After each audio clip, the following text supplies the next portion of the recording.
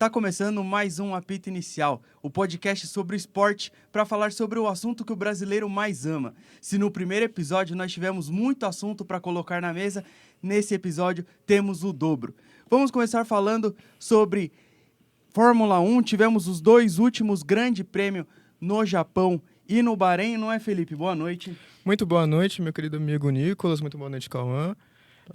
A gente tem dois GPs para falar praticamente completamente diferentes. O GP do Japão, que foi marcado por não ter praticamente nada a corrida inteira, eu fiquei acordado na madrugada à toa. E o GP do Bahrein, que até o momento, a melhor corrida do ano. Coisa pra caramba aconteceu do início ao fim. A gente pode falar que no GP do Japão, a única coisa que marcou foi a pole do Max Verstappen, praticamente no sufoco que ele tirou ali na última chance, e também a sua vitória. Ele conseguiu manter a corrida inteira de ponta a ponta tranquilamente. Eu acho que a única coisa que aconteceu de importante mesmo durante a corrida foi a questão da briga dele com o Norris, quando os dois pararam ao mesmo tempo no pit e saíram lado a lado. O Norris saiu pela grama, o Verstappen continuou pela pista.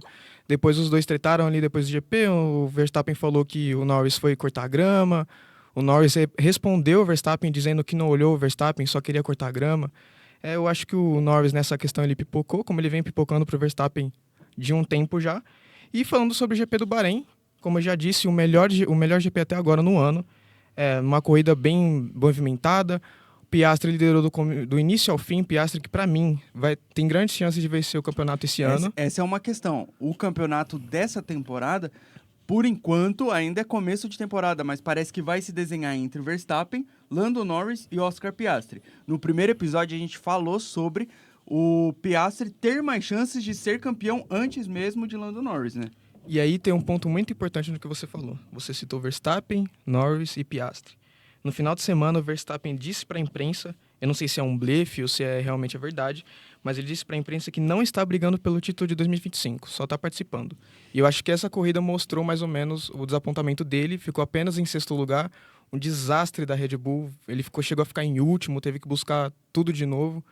E tudo se encaminha para um desastre da Red Bull na temporada inteira, né? A gente falou sobre o Tsunoda estrear na Red Bull, querendo já um pódio. Ele se surpreendeu, foi mal no GP do Japão, não arrumou nada no Bahrein. Como o Max Verstappen também, que assim, ele é um piloto sensacional. O carro que der na mão dele, ele vai entregar resultado. Mas também ele não consegue fazer tudo sozinho. Ele deu uma declaração há uns dias atrás, onde ele fala que se ele tivesse o carro da McLaren em suas mãos, nenhum piloto iria vê-lo na pista. Lando Norris rebateu, disse que não é tão fácil assim, e aí, quando foi perguntado novamente, ele confirma, não estava brincando. Se eu estivesse com a McLaren, ninguém iria me ver. E não tem como discordar dele, né? Eu acho que o Norris, toda vez que ele tem a chance, a pressão nas costas dele, ele não consegue desempenhar bem. Você pode ver que esse final de semana, ele errou o final de semana inteiro. Ele errou no quali, ele errou na corrida. Inclusive, na corrida, ele mesmo errando o tempo todo, ele conseguiu ainda chegar em terceiro. Ele tentou ainda passar o Russell ali nas últimas voltas, mas ele não conseguiu. O Russell, com problemas no carro, segurou o Norris. Então, eu acho que quando eu digo que o Piastri tem grande chance de ser campeão, é por causa disso. Porque o Piastri ele tem postura de campeão. O Piastri ele vai, ganha a corrida, abriu 13 segundos para o Norris, ganhou a corrida de ponta a ponta, não teve problema nenhum. Então, acho nesse momento, se eu não me engano, ele está 4 pontos atrás no Norris, tem mais 20 corridas aí pela frente, então tem todo um campeonato, mas vai se desenhar entre os dois. E essa temporada parece desenhar com erros e falhas dos mecânicos em cima dos carros, né? No treino livre agora do Bahrein, teve um episódio onde o volante do Alonso saiu no meio da curva, o Bortoleto, inclusive, reclamando bastante sobre a tração da Sauber, que é um desastre completo, mas começo de temporada é assim, é normal, é bagunçado. Nesse fim de semana a gente já tem mais uma corrida lá em Jeddah, uma das pistas mais rápidas da temporada de 2025. Eu diria que tem tudo para ser também um dos melhores GPs, se for movimentado como foi o Bahrein.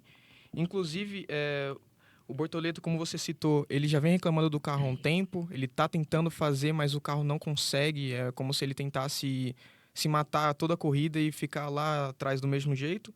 E falando agora de outro brasileiro, Felipe Drogovic foi o assunto desse final de semana. Ele que deu umas voltinhas ali com a Aston Martin no FP1. E também... Ele é o piloto reserva da Aston Martin, Ele é o piloto reserva da Aston Martin e também porque ele está tendo seu nome atrelado a Cadillac. A Cadillac que vai vir para ano que vem, vai ser mais uma equipe no grid. e tá sondando o Drogovic já de um tempo. Parece que do Japão até aqui eles tiveram algumas conversas. Quem sabe a gente pode ter mais um brasileiro na Fórmula 1 junto com o Bortoleto. Perfeito, Felipe. Vamos para NBA, Cauã. Primeiro jogo de Luka Doncic em Dallas, né? Contra Lakers e Dallas Mavericks. A volta do Pequeno Príncipe. Então, a volta dele pra Dallas, né? E, cara, mais uma partida excepcional. O primeiro jogo dele contra o Dallas já foi absurdo, foi muito bom o jogo lá na casa do Lakers. E nessa volta ele faz mais uma noite mágica, né? 45 pontos, 8 rebotes, 6 assistências. E gera uma dúvida também na torcida do Dallas, que já tinha essa dúvida na hora da troca mesmo, que foi, valeu a pena essa troca pelo Anthony Davis? Porque você vê a partida do Davis, foram 13 pontos, 11 rebotes, 6 assistências, um duplo-duplo ele fecha, né? E na sua opinião, foi uma boa troca? Pra mim não foi, porque você perde um cara que decide jogos, um cara que faz muitos pontos, e você pega o Anthony Davis, que é um bom defensor, Então, melhor que ele nessa É isso parte. que eu estou falando. Só que assim, você troca o craque do seu time para pegar um jogador muito acima da média e melhorar o seu time defensivamente de uma maneira absurda. Porque Sim. a defesa do Dallas melhorou muito com a Não, chegada do Davis. Ela melhora muito, só que você pega. O Doncic é um jogador mais novo, é um jogador que tem menos lesões. O Davis recentemente estava lesionado. Sim, Agora ele passou volta, por muitas lesões, mas uma daqui atrás a da pouco outra. ele pode lesionar de novo. Então Sim. vale a pena? Acredito que não. Você perde uma grande estrela. O Lakers, por exemplo, melhora muito com a vinda do Doncic. É um time que pontua muito mais, ele melhora as atuações do LeBron, que não cai, é impressionante, né, esse jogador. 20 E, aninhos. cara, pra mim não vale a pena. O Doncic é espetacular na NBA, acho que tem futuro muito maior. E gera essa dúvida, né, no torcedor do Dallas, nos torcedores da NBA, que eu acho que, pra mim, pelo menos, não vale a pena. E falando de NBA, foi ontem, né? Ontem teve um jogo decisivo, um dos jogos mais importantes dessa temporada regular da NBA. Tivemos Golden State Warriors e Los Angeles Clippers, uma noite mágica de 124 para o Clippers, 119 para o Golden State. Uma noite alucinante, 4 jogadores pontuando mais de 30 pontos na partida, né? Pelo menos, na verdade. Tivemos o Harden com 39, o Leonard com 33, o Curry com 36 e o Butler com 30, né? E aí você pega... às vezes fazer 30 pontos é fácil. Não é. É muito difícil de fazer. Os jogos do Lakers mesmo, contra o Dallas, só o Doncic fez mais de 30 pontos na partida. Então é uma pontuação difícil. 4 jogadores chegam. É um jogo de prorrogação, um jogo desgastante demais. E aí você pega também que uma noite incrível do Stephen Curry, mas também o Harden do outro lado, absurdo, né? Também com o Zubac. E essa derrota pode ter custado a vaga direta para os playoffs do Golden State, né? Sim, ela custou, né? O Golden State agora ele vai para os play-ins, vai jogar contra o Mavericks, inclusive. Uma boa partida para você se ver agora que vai começar os play-ins essa semana ainda. E, cara, não sei não se o Golden pode passar ou não. Acho que até um vexame o Golden não ter classificado direto. Então, Cauã, eu vou pedir para você explicar como funciona o play-in, mas antes eu vou repassar a tabela de como foi o final dessa temporada de regular da NBA. Diretamente para os playoffs temos ali no Oeste o Oklahoma City Thunder em primeiro, com a melhor campanha de todos os times da NBA. Houston Rockets em segundo, Los Angeles Lakers em terceiro, Denver Nuggets em quarto, Los Angeles Clippers em quinto, Minnesota Timberwolves em sexto. Ali do lado do Oeste temos a segunda melhor campanha da NBA, o Cleveland Cavaliers está novamente nos playoffs da NBA, Boston Celtics em segundo, New York Knicks em terceiro, em quarto Indiana Pacers, em quinto temos Milwaukee Bucks e em sexto o Detroit Pistons. No play-in pro Oeste temos Golden State Warriors em sétimo, Memphis Grizzlies, Sacramento Kings e Dallas Mavericks. Do lado do leste, Orlando Magic, Atlanta Hawks, Chicago Bulls e Miami Heat. Cauã, como que funciona o play-in?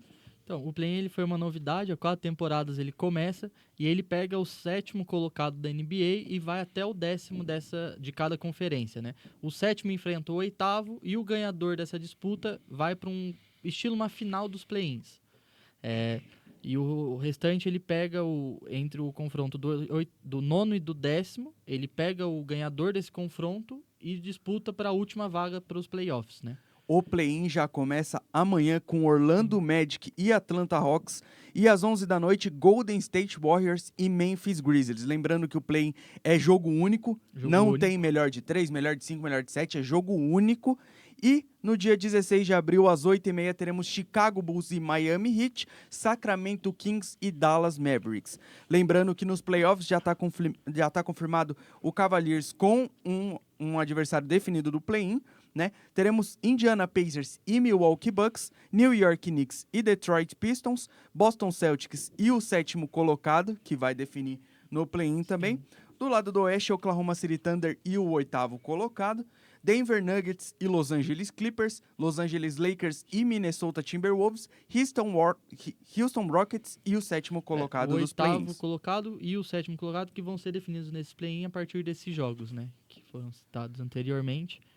E grandes partidas que vão vir aí nesses playoffs que vão começar. Ainda não tem data, mas grandes partidas. Perfeito. Vamos para futebol?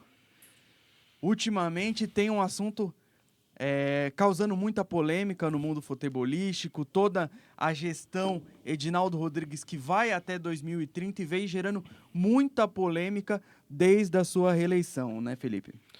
Bom, quando a gente puxa pro futebol de novo, a gente pensa que vai falar de alguma coisa boa, né? Mas não, a gente vai falar do desastre que é essa candidatura do Edinaldo Rodrigues, todas as polêmicas envolvendo ele, a família dele, etc. Nos últimos dias, só dando um adendo, que a mídia está começando a ficar acanhada para falar sobre Edinaldo Rodrigues. Num dos últimos programas da ESPN, tivemos um debate, uma conversa na mesa, onde foram 4 jornalistas, se eu não me engano. São 6, foi o linha de passe. Isso, 6 jornalistas, que eles falam sobre a reeleição de Edinaldo Rodrigues, falam toda a polêmica, fala o que está acontecendo dentro da CBF e a polêmica, e no outro dia são afastados dos seus cargos da ESPN, né? Não só essa questão da ESPN, mas também na Band. Eu acho que o programa do Galvão Bueno, Entre Amigos, alguma coisa do tipo, chegou a tomar uma leve pressãozinha da CBF porque ele fez críticas ao Edinaldo.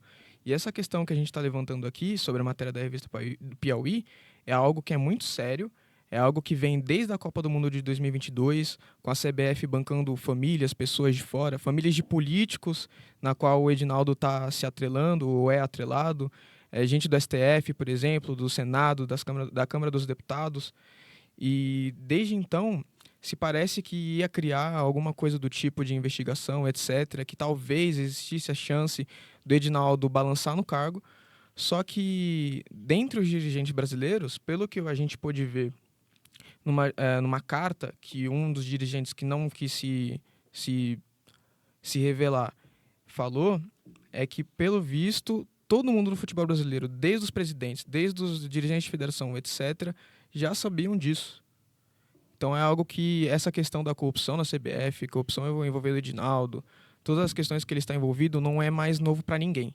Todo mundo está vendo o que está acontecendo, todo mundo viu e todo mundo simplesmente resolveu abaixar os braços, porque o Edinaldo ele tem o poder, ele tem o dinheiro, você vê o tempo todo aumentando o salário para os presidentes de dirigente, para pessoas envolvidas a cargos políticos que envolvem ele. Ele, inclusive, se eu não me engano, chegou a ter uma chance de ser alguma coisa do tipo...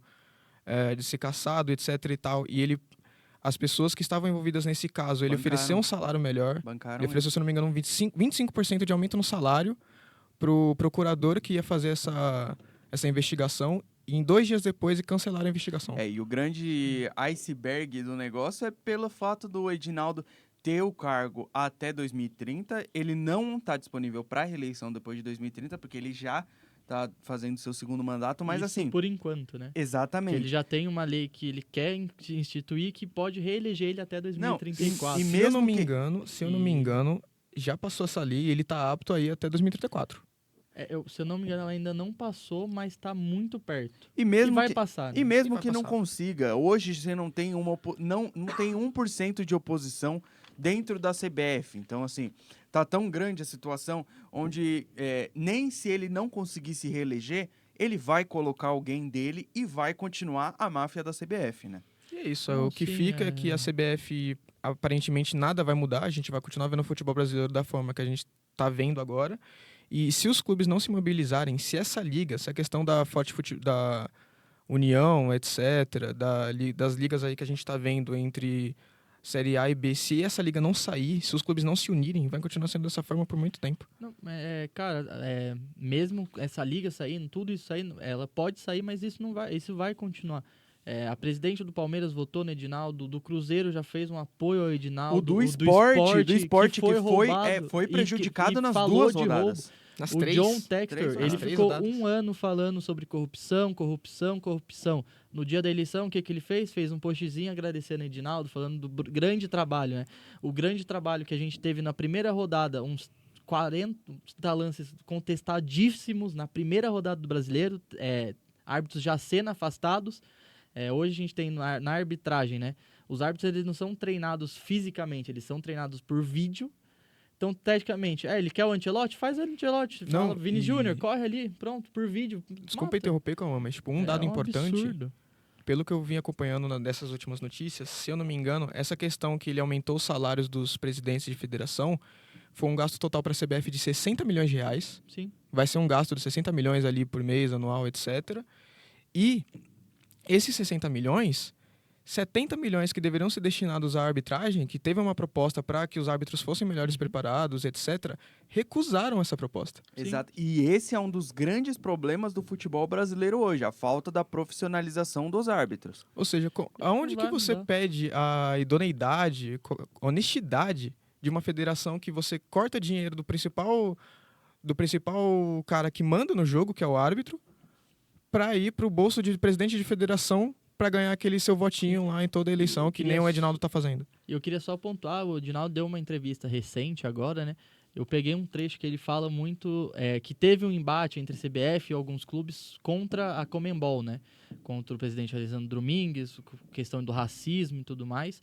E o Edinaldo, ele deu uma entrevista apoiando o Alejandro Domingues. Ou seja, nada vai mudar tanto na CBF, na Conmebol, eles têm o apoio da CBF. Na FIFA, então, todas as esferas que você cara, imaginar do isso futebol, vai ser tudo a mesma coisa. não vai ter diferença. É triste pro futebol brasileiro, é bom pro bolso deles, né? Pra gente que acompanha, é uma tristeza. Vamos falar um pouco sobre Campeonato Brasileiro. Tivemos, nesse intervalo de episódio, 2 rodadas muito corridas, muito movimentadas e muito faladas no futebol brasileiro. O Flamengo toma a frente da Liga, assume a liderança do campeonato com 7 pontos, empatado com o Palmeiras. E aí essa questão, vamos falar um pouco de Palmeiras. Na segunda rodada, o Palmeiras enfrentou o Sport na Ilha do Retiro, venceu por 2-1, uma vitória muito polêmica. Felipe, na sua opinião, foi pênalti? Olha, eu acho que de nenhuma forma você podia marcar um pênalti desse, ainda mais no final do jogo. E a questão é que o árbitro nem chegou aí no VAR ver. O próprio VAR analisou a imagem, deu razão ao árbitro, e aí, no caso, o Palmeiras foi lá, o Palmeiras fez o que tinha que fazer. Tem um pênalti, vai bater e faz o gol. Porque a gente tem que falar sobre uma conversa que teve para definir como que ia atuar o VAR dentro do futebol brasileiro essa temporada. Lá na conversa, tá, por documentos da CBF, que o VAR tem que agir sem se opor ao juiz. Então, Com menos assim, interferência. exatamente. O mínimo de interferência Sim. é para evitar, não é para ficar fazendo muito alarde. A questão é, Cauã, você acha que os árbitros têm capacidade de não serem interferidos pelo VAR e tomar as próprias decisões sempre? Cara, não. E principalmente, você pode ser menos intervencionista, só que se você vê um erro claro, você tem que apontar esse erro claro. Não foi pênalti. O cara não toca no pé do Veiga, e se mesmo se tocasse, não é um toque ao ponto de você dar um pênalti para isso. Ele toca também primeiro na bola. Só que é isso, né? A arbitragem é ridícula aqui no Brasil, não vai ter melhora. A gente teve também uma expulsão absurda no jogo do Cruzeiro, aquilo lá nunca foi expulsão, né? No 3-0 do Inter. Só que é isso, a arbitragem ela não muda, a CBF não vai mudar, né? O Felipe falou dessa proposta que teve, recusaram ela assim, que aumentou um pouco mais o valor, porque primeiramente ela tinha sido aceita, né? Depois teve a recusa.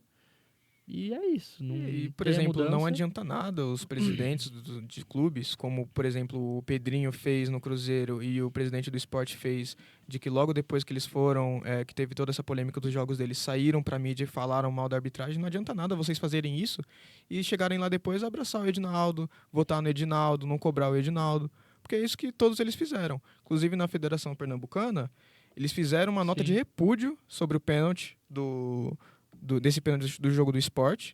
E na nota de repúdio, eles agradecem a postura do Edinaldo. Então, cara, é hilário. O futebol brasileiro é hilário. É só rindo mesmo. Vamos continuar falando de Palmeiras, pulando para a terceira rodada. O Palmeiras engatou 2 vitórias seguidas e uma vitória importantíssima. Tivemos uma revanche da final do Campeonato Paulista, um derby paulista entre Palmeiras e Corinthians. Um jogo um tanto quanto diferente, já foi na Arena Barueri, que já dá ali um clima mais... Não dá aquele clima daquele Não derby é um pegando Allianz. fogo, não é nem um pouco a mesma coisa.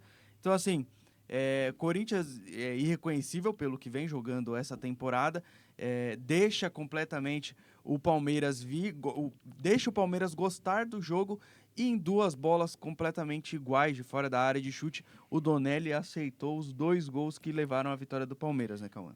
O Corinthians irreconhecível é o dessa temporada, né? Porque esse Corinthians aí é o que eu conheço já faz um bom tempo já, que o Palmeiras ganha muito bem, né? E, cara, eu não acho que foi um erro do Donelli. Eu acho que as 2 bolas são difíceis. A do Piquerez eu acho que ele poderia ter pego mais do que a do Martinez, mas não acho A que é do um erro. Martinez foi um foguete. E ele foi muito bem também. Aquela bola que ele pega do Vitor Roque no finalzinho, ele teve a sorte daquela bola do Facundo Torres que vai no travessão e uma boa partida do Palmeiras, né? E quem diria pro Abel que não ficar só dando cruzamento na área, aleatório pro Vitor Roque tentar pegar a bola, seria um bom... Isso faria é um o time ponto jogar importante. melhor, né? Mas a questão você falou um pouco do Donelli, que você acha que as 2 bolas foram indefensáveis, mas eu acho que o Matheus Donelli não é um goleiro de tamanho do Corinthians. Você acha que o Donelli é um goleiro reserva apto a jogar no Corinthians? Olha, eu acho que ele nunca vai ser do nível do Hugo. E também Não, não vai não. ter o nível de importância.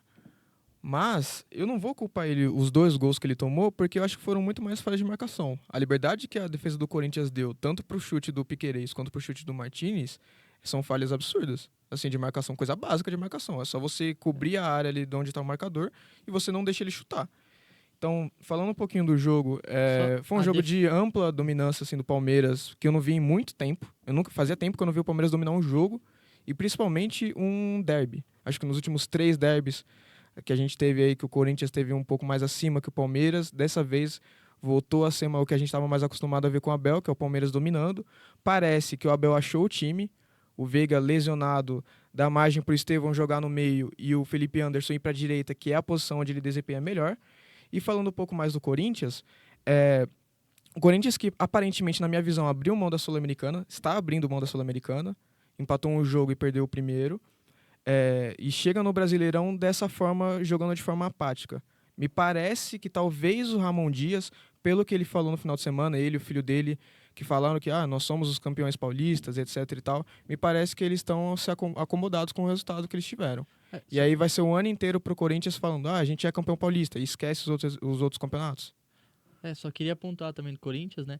Que a defesa do Corinthians sem o Gustavo Henrique vira uma água, né? Não, a defesa do Ela Corinthians, acaba. ela vive um momento em que, assim, o time ele não é feito só pelo meio-campo e pelo ataque. Não. O Corinthians tem qualidade no meio-campo, tem e muita qualidade, tá? Que o Ranielli é um ótimo volante, o Carrilho é um ótimo meio-campo e o Garro e Coronado nem se fala. Por mais que o Coronado não chegue no esperado, mas ainda é acima da média. Coronado, eu queria falar dele, que, cara, ele é um cara que recebe mais de 1 milhão por mês e quando precisa ele nunca tá disponível. Nunca é tá. impressionante. Nunca tá. Quando é um jogo fácil, é um jogo que não precisa, ele tá lá. Mas quando precisa, esse jogo contra o Palmeiras, o jogo na Sula, por que ele não tá disponível? Sentiu o braço. Mas ele sempre sente esses jogos, é impressionante isso, né?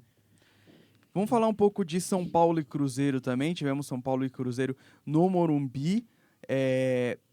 Tem a certa a certa premissa de que São Paulo e Cruzeiro, até uma piada entre os torcedores são paulinos, onde todo jogo entre São Paulo e Cruzeiro é 3 pontos garantido pro São Paulo. Simplesmente o São Paulo não tem outro resultado. Ele sempre vence o Cruzeiro no Campeonato Brasileiro. O que foi muito diferente essa rodada. O São Paulo começa muito mal o Campeonato Brasileiro. O São Paulo não é nem um pouco eficiente. Está 3 jogos e até agora não marcou um gol. Por mais que não tenha... Marcou um gol com o Só um Ferreirinha. gol, isso. Verdade, marcou um gol com o Ferreirinha. Tomou um empate e tem 3 jogos e 3 empates, né? 3 jogos do São Paulo, 3 empates, 2 jogos por 0-0 e agora por 1-1, tomou o primeiro gol e fez o primeiro gol no campeonato. Alguém tem que avisar para o Zubeldia que se você empatar todos os jogos do campeonato, você cai, tá? Ou São Paulo é rebaixado, ou o Zubeldia vai ser demitido. E a gente falou sobre isso no primeiro episódio, onde eu falei, eu assumo que eu falei, que eu não via o Zubeldia demitido do São Paulo. Eu já acho que eu mudo de opinião. Cara, é uma pressão. Ele fez um campeonato paulista fraco, chega na Libertadores, faz uma Libertadores fraca, chega no brasileiro, faz um brasileiro fraco. E sai vaiado de campo. E sai no vaiado Morumbi. de novo. Mais Foi um jogo vaiado na vaiado. Liberta, foi vaiado ontem? Isso. Foi vaiado ontem também. Eu já falei isso desde o primeiro programa, já tenho essa opinião de tempos, é questão de tempo pra ele sair, E, cara, só falta saber como. É um trabalho que a gente vê que não vai dar certo, é um trabalho que a Sim. gente vê que tá acabado. Não tem E a evolução. diretoria do São Paulo, jogo a jogo, com o São Paulo ali jogando mal, com o São Paulo não jogando absolutamente nada, fica mantendo o Zubeldia, fica cozinhando o Zubeldia. O Dorival é um treinador que tá no mercado, é uma chance pra mim, é a melhor opção hoje pro São Paulo, e aí vai esperar o Dorival ir pra outro time, por exemplo? Vai esperar o Dorival assinar com o Santos agora, que demitiu o Caixinha? E aí o São Paulo vai fazer o quê? Vai atrás de quem? Você falou uma coisa boa agora de Santos, de Pedro Caixinha. O Santos também começa muito mal o Campeonato Brasileiro. Perde para o Fluminense ontem com um gol no finalzinho de Samuel Xavier. E um jogo marcado pela volta de Neymar. Então, Neymar volta, pouco faz dentro de campo. O time não ajuda também. O time é muito abaixo do nível mental, do nível técnico do Neymar. O time não sabe responder ao pensamento do Neymar. E isso acaba gerando resultados ainda piores do que sem ele, né, Cauã? Cara, o time do Santos é um time limitado, tem um bom goleiro, tem um zagueiro experiente, eu acho que tem um bom lateral direito, acho que é o Léo Godoy, eu acho ele bom até, ele e o Sherman, que tem muito a evoluir, o Pedro Sherman, mas é um time limitado, né? Ele mostrou isso no Paulista, ele tem uma evolução com a chegada do Neymar, sem o Neymar ele cai muito contra o Corinthians, de novo. Então, é um time limitado, o Caixinha não estava fazendo esse time render, tem técnicos agora que eu acho que podem fazer render. Eu sou de uma opinião, pro Santos, eu acho que o Dorival é um baita técnico, mas eu acho que um Luxemburgo no Santos cai muito bem. É um baita nome, ele é um cara que sabe lidar com medalhões, né? Já soube, pelo menos. E sobe muitos garotos da base. Fez isso no Palmeiras, fez isso até no Corinthians também. Pra mim é um técnico ideal pro time do Santos atualmente. Eu acho que esse time do Santos era um time que montaram um time inteiro pro Neymar, mas era um time só de jogador fraco pro Neymar. E o Neymar não aguenta jogar sozinho. O Neymar não aguenta nem jogar, quanto mais jogar sozinho. Então você vê, por exemplo, como é que você monta um time pra um cara que só consegue jogar 1 a 2 jogos ali no máximo por mês, que não tem condição física. Neymar, você viu o Neymar tentando, ele tenta jogar, ele tenta correr e tal, mas é muito diferente do Neymar que a gente viu saudável, por exemplo. E aí você tem um trabalho do Caixinha que, assim como o trabalho do Desobedia, já era um trabalho que já estava acabado. A diretoria do Santos faz o certo em demitir. E aí a gente tem que debater agora quem é o técnico, quem vai ser o novo técnico do Santos, que tem potencial para salvar esse Santos. Porque o Santos está na zona de rebaixamento. Eu sei que hoje, por exemplo, saiu notícia de que o Santos tentou o Tite, mas eu acho que é improvável. Não vai. É muito improvável o Tite fazer qualquer trabalho agora no Campeonato Brasileiro. Então, para mim, só tem um Dorival disponível que consiga salvar esse time no mercado hoje, só o Dorival para mim. Então, vamos falar sobre o negócio. No último episódio, vocês cravaram quem seria o novo técnico do Fluminense. Vocês falaram que seria o Renato Gaúcho. Eu já fui por outro caminho, eu falei do Dorival, eu errei. Então, assim, vamos tentar ir nessa de novo. Quem vai ser o novo técnico do Santos? Eu queria antes só pontuar, né, essa questão do Renato Gaúcho, que a gente falou. E ele faz um começo muito bom no Começa Fluminense, bem, né? começa bem. Todos os jogos têm uma vitória. 3 jogos, Ontem, 3 vitórias. 3 jogos, 3 vitórias. Ontem Um bom jogo do Fluminense até, foi melhor que o Santos. E a gente tem também, né, o Neymar e o Ganso duelando de novo, né? Após 9 anos, teve um Sevilla e Barcelona em 2016. E é a volta desses dois craques que fizeram história no Santos, né? No caso do técnico do Santos, para mim, minha opinião é Luxemburgo. Vem pro fechou, né? Para mim é o técnico ideal. A torcida do Santos vai querer te matar. Então você vai continuar. Então, Luxemburgo, Dorival. Cara, não tem outro técnico disponível no mercado melhor que o Dorival, sem ser o Tite. O Tite não vai trabalhar no futebol brasileiro. Então, o Santos vai buscar um gringo? Se buscar outro gringo, vai ser fritado. Ou é o Dorival, ou o Santos vai brigar pra não cair. Posso falar o nome? Solta. Fernando Diniz será o novo técnico do Santos. Boa aposta também, hein? Fernando Tá no Diniz. mercado faz um tempo. Fernando Diniz vai virar... Eu tenho certeza. Vai virar corte, será, Nicolas? Só cravada? Eu acho que seria uma boa aposta pro Santos. É um técnico experiente que conhece o futebol brasileiro. Tem aquele negócio, ele precisa de tempo, o estilo de jogo dele é muito diferente. Então, assim, ele é um cara que ele tem um estilo de jogo mais manjado agora, mas eu acho que é um técnico ainda com muita qualidade que poderia dar certo com o Olha, Neymar. eu acho que a nossa previsão, a previsão de novo técnico do Santos não vai sair muito do meu palpite e do seu, não. Porque dá pra dizer que o Neymar é que manda nesse time, o Neymar gosta do Diniz, e o Neymar também gosta do Dorival. Então eu acho que talvez um dos dois aí tem grandes chances de ser o técnico do Santos. Mas Tomara que o Santos acerte na no escolha. Vanderlei e Luxemburgo ninguém compra. Não, Luxemburgo Tá não aposentado, tem chance nenhuma. deixa o Não tem velho chance curtir. nenhuma. Então já começa a se definir uma tabela do Campeonato Brasileiro, já tem ali um G6 um pouco ali pré-definido, já tem um Z4 ali já tomando o corpo, ainda assim com o Santos, que eu não acho que o Santos cai, por mais esse começo terrível de campeonato, eu não acho que o Santos vá para a Série B de novo. Então, assim, ainda tem muito campeonato pela frente, mas então vamos para uma previsão, que estão me enchendo o saco para fazer essa previsão. Então vamos dar nossos palpites sobre Você vai Z4 dar sua e opinião G6. ou você vai correr de novo igual você correu no último episódio? Não, eu vou dar opinião, vou dar Então minha você opinião. começa, Certo, então. começa aí você então, vai. Vamos começar com o Z4, então. Eu vou falar já, como a gente brincou, já rebaixado o Mirassol, que pra mim não...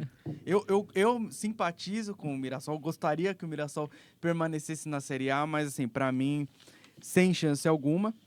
Eu acho grande que... mentira, grande rival do Mirassol, odeio o Mirassol, né? Eu- Torcida do Mirassol critica o Nicão. Né? Você que mora em Mirassol e por algum acaso tá ouvindo Ele ou assistindo odeia a o seu gente, time. pode pegar o Nicão de porrada. Não, e eu acho que... o Z4 de hoje tá Mirassol em 17º, em 18º Santos, Vitória e Sport. Eu não acho que vai fugir disso. Não acho que vai fugir disso. Talvez Pra só o mim, Santos escapa. Pra mim, só o Santos escapa daí entre os quatro. Pra mim, o Mirassol vai cair, o Vitória vai cair, o Sport vai cair. A questão vai sobrar uma vaga. Aí a gente tem o Santos, que começa mal.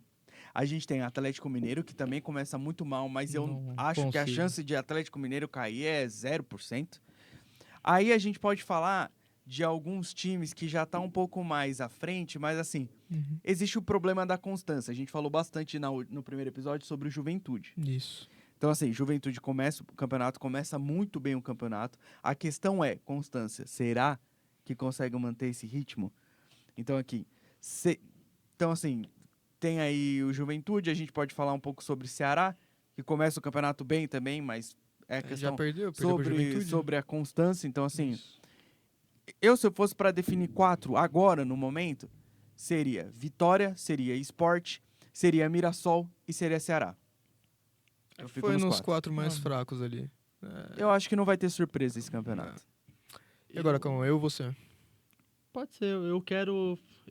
um grande tem que cair. Todo ano é a emoção Concordo. do campeonato. Eu coloco o Santos lá embaixo. Você acha que o Santos cai de novo? Eu acho que o Santos tem grande chance de cair. Eu acho um time muito limitado do Santos. Eu acho que tem muitas peças para melhorar. Ah, tem o Neymar. Beleza, o Neymar tá muito lesionado. Ele voltou, já lesionou. Pode ser que lesione de novo. E parece que é Kings League. Não sabe nem se ele fica até mais para frente do meio do ano, né? Então eu acho o Santos muito limitado.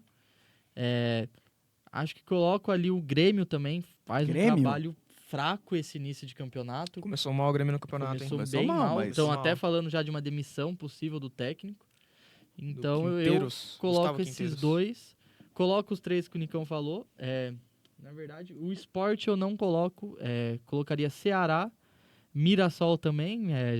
Desculpa, rebaixado, já Mirassol. rebaixado. Acredito que o Vitória também. E Santos ou Grêmio. Felipe? Ficar nessa. Olha, eu acho que dá pra ser um Z4 disputadinho, pelo que a gente teve nos últimos anos. Todo ano um grande cai. Eu também acho que esse ano um grande vai cair. Eu espero que Quem vai caia. ser o grande?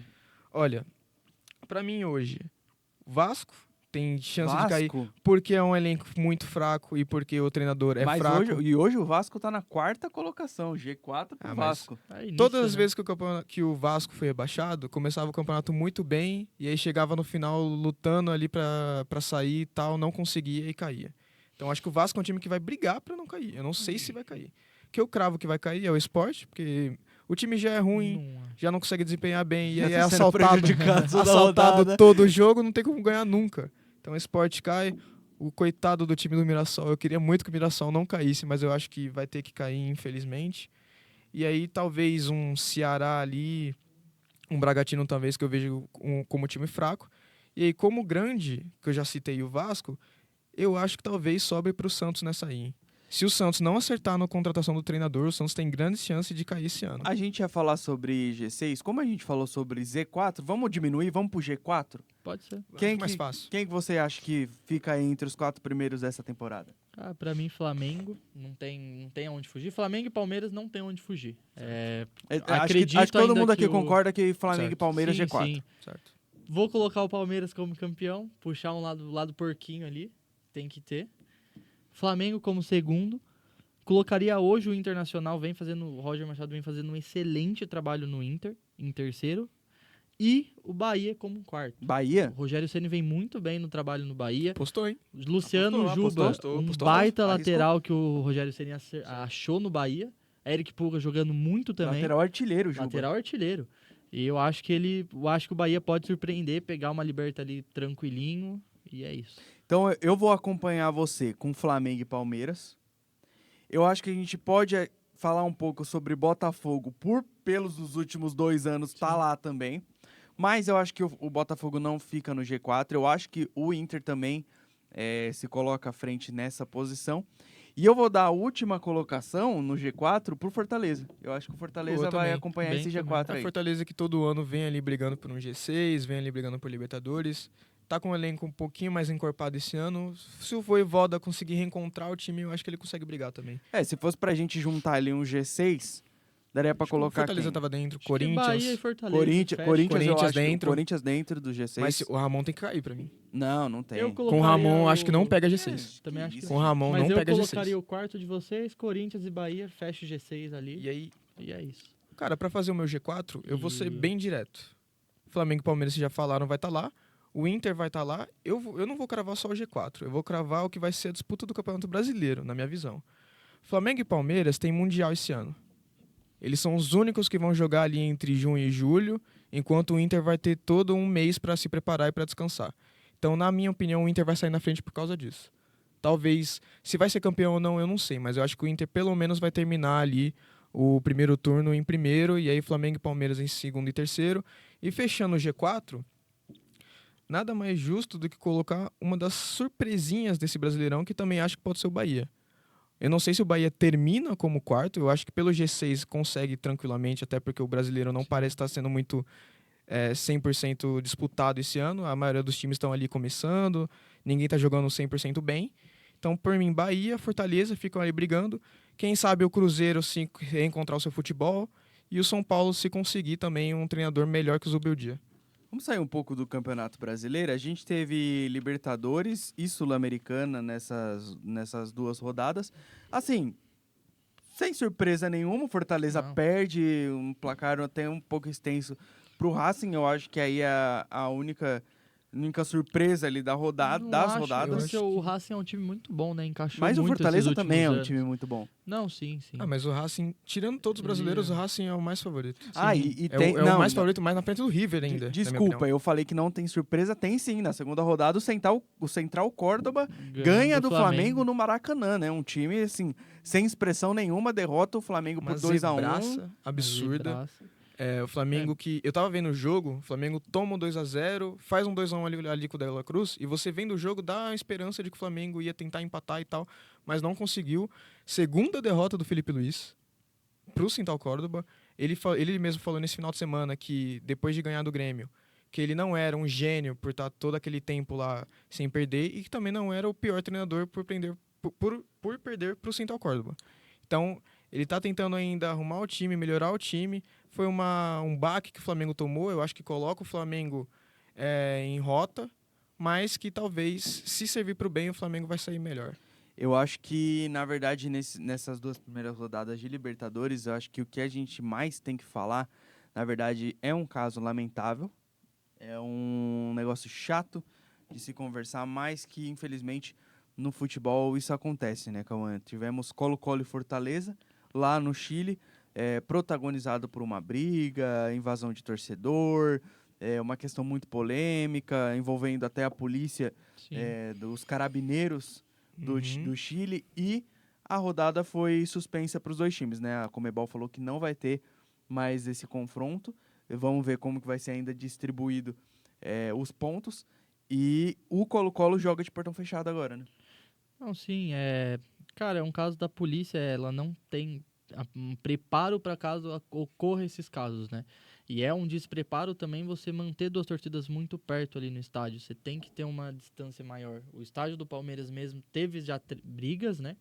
Só que hoje você tem os portões fechados ali na parte da torcida visitante, eles entram só no cantinho, saem bem depois da torcida... a torcida visitante sai bem depois da torcida da casa, né? Mas é um despreparo da polícia, é um despreparo também da Conmebol.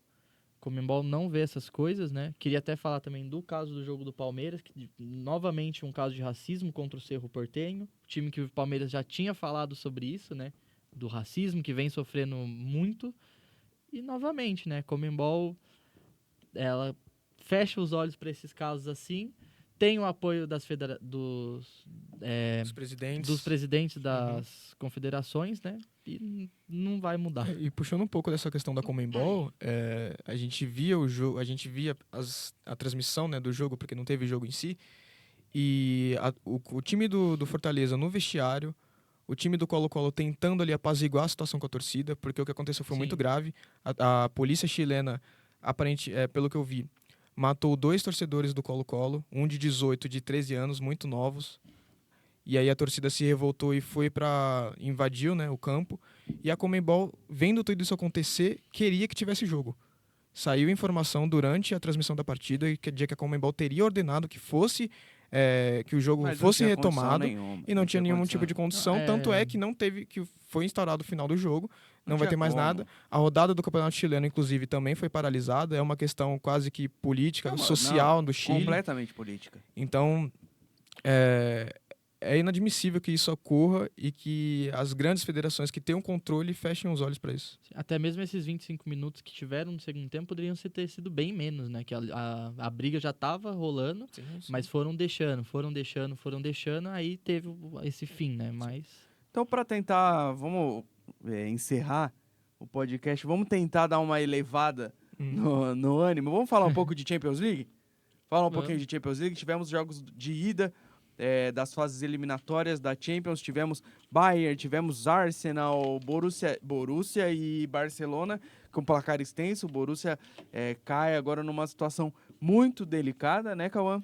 Vamos concordar, o Borussia já está eliminado da Champions. Eu acho impossível, o cravo Mas que a gente está falando de Champions. Mas eu cravo, impossível o Borussia Dortmund fazer 5-0 no Barcelona em campo. Não existe isso. Eu acho impossível.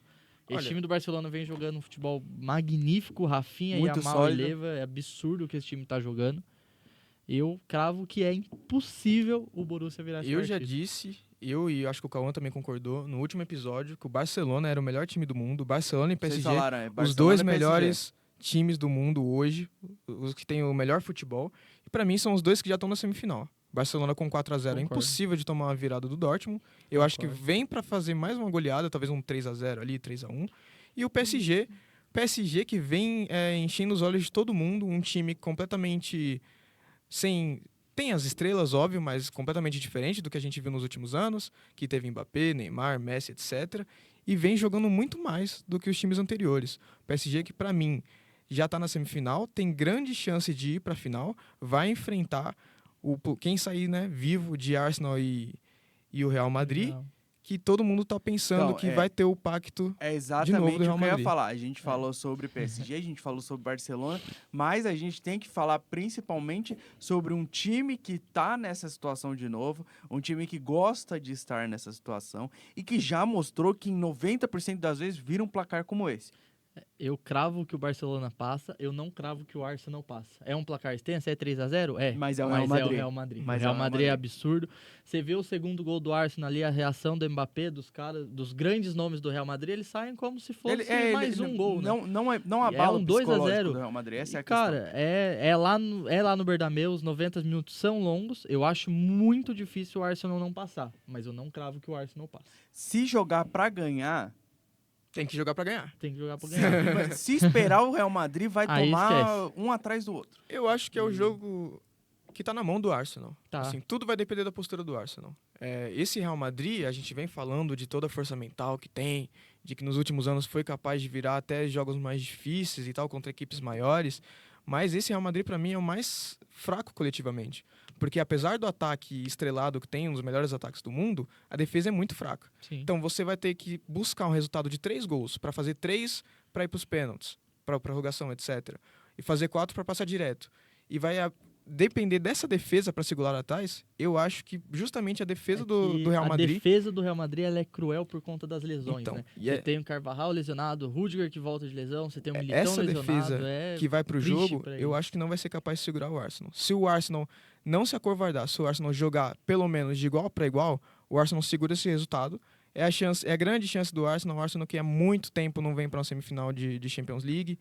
E tem a faca e o queijo na mão. Vamos ver se o pacto do Real Madrid revive ou se o Real Madrid morre nas quartas de finais. E só falar também, cara, que cobranças de falta do Rice. Nunca tinha feito um gol, do nada 2 gols nas quartas da Champions. Né? Nunca tinha feito um gol de falta, fez 2 gols de falta contra o Real Madrid. E isso foi inédito na história da Champions. Nunca ninguém fez 2 gols de falta no mata-mata de Champions. E aí, a resposta para tudo isso que a gente falou vai estar entre hoje e amanhã. Amanhã e depois que teremos jogos de volta, né? Bayern e Inter será no dia 16 em San Siro. Arsenal e Real Madrid será também no dia 16 em Santiago Bernabéu. Barcelona e Dortmund vai ser já amanhã, lá na nessa Alemanha. terça. E também teremos PSG e Aston Villa na Inglaterra. Eu acho que quarta-feira vai ser o dia principal, né? Sim. Porque terça-feira vai jogar o Barça já classificado, vai jogar o PSG já classificado. A gente tem que falar também que quarta-feira tem Bayern e Inter, os dois times que Joguinho mais abertíssimo. subestimados ali dessas quartas de finais e que tem grande chance também de ser campeão.